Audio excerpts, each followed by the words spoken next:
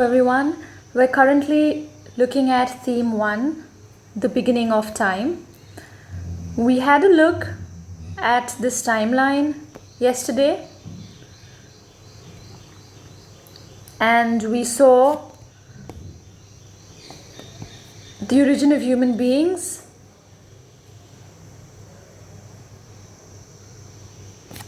We saw that there were primates which got divided into hominoids and hominids, and then hominids further got divided into Australopithecus and the genus Homo.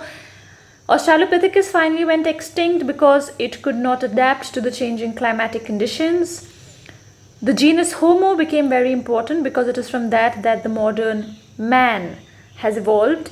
The genus Homo also, however, adapted and evolved over time. The first was Homo habilis, which was the tool maker. Then the Homo erectus, which meant upright man. So Homo erectus did not require the forelimbs in order to walk. It could stand upright and use only its two legs for walking as well as running. And the last is Homo sapiens sapiens, which is the modern man. It is the thinking man.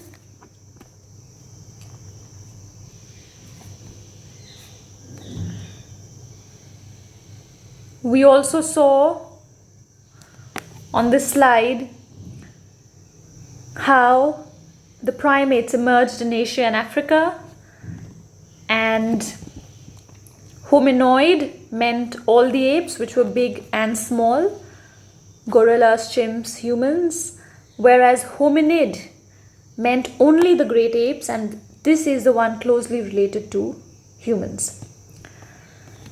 We then went on to see how the skeleton of Australopithecus has been found in Olduvai Gorge in Tanzania, Africa by Mary and Louis Leakey, and the fact that the names of almost all or most of the living organisms has been derived from Latin, one of the oldest languages known to the human civilization.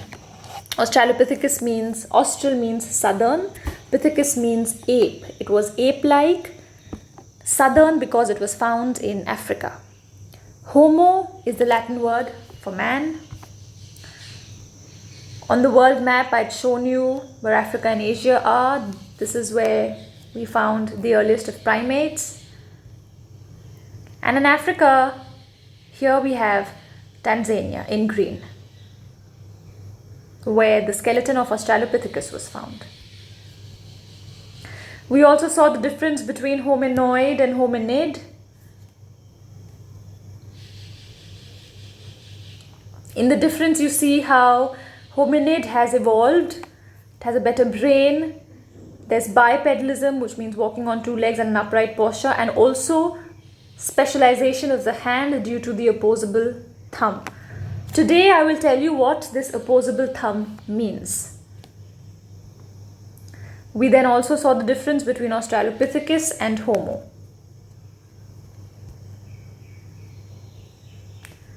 These were the pictures which showed us the difference of how ape-like Australopithecus was and the way we've evolved over time to see the last picture of Homo sapiens. Here we had seen how the skull structure also changed because the size of the brain changed to aid in better memory and intelligence. The jaw structure and the teeth, the size of the teeth changed because the eating habits changed. Now today, as we have a look at the positive feedback mechanism, we will realize that all these changes which were happening, not just in the behavior of the species, but also the changes in the structure of the skull, the size of the brain, bipedalism, how all of this aided us to evolve. These are not just random changes which are happening in the body. They are definitely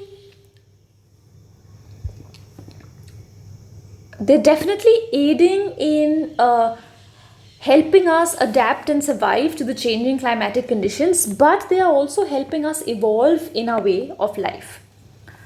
So the fact that all these changes are connected to each other, this is known as the positive feedback mechanism. So remains of early humans have been classified on the basis of difference in bone structure, which is basically the skull size, and distinctive jaw due to the positive feedback mechanism. 2.5 million years ago, with the onset of Ice Age, also known as the phase of glaciation, due to changes in climate and vegetation, there was extinction of the Australopithecus. This happened because it was adapted to trees and forests and could not survive in the changing, drier climatic conditions. It was replaced by a more adaptable species for drier conditions known as Homo, or the genus Homo. Now, what happens in the positive feedback mechanism? Bipedalism, because when you're walking on two legs, it enabled your hands to be freed, and free hands could then be used for carrying infants or objects. As hands were used more and more, upright walking gradually became more efficient. So, because hands are being used for other things, there was more practice for walking on two legs, and the species became more efficient in doing the same. The third point, please pay attention to it. Walking on two legs saves more energy as compared to quadrupeds. Now, what do quadrupeds do? Quadrupeds will use all four of their limbs. Their forelimbs, which is the first two, and the hind limbs, which are the two at the back, they will use all four. For example, a horse. What do humans do? Humans are bipedal, which means we only use our legs to walk. Now, as far as walking is concerned, bipedalism is much more efficient. So, walking on two legs is much more efficient than walking on four legs. However, and you also save more energy, but the same thing gets reversed while running, which means a horse, which is a quadruped, which uses all the four legs, will run faster and for a longer period of time compared to a human, which will run only on two legs. We may be able to run quite efficiently, yes, but we may not be able to run as fast as a horse, and also we will not be able to run for as long as a horse will. So that is the main difference as far as the saving of energy is concerned between a quadruped and a bipedal.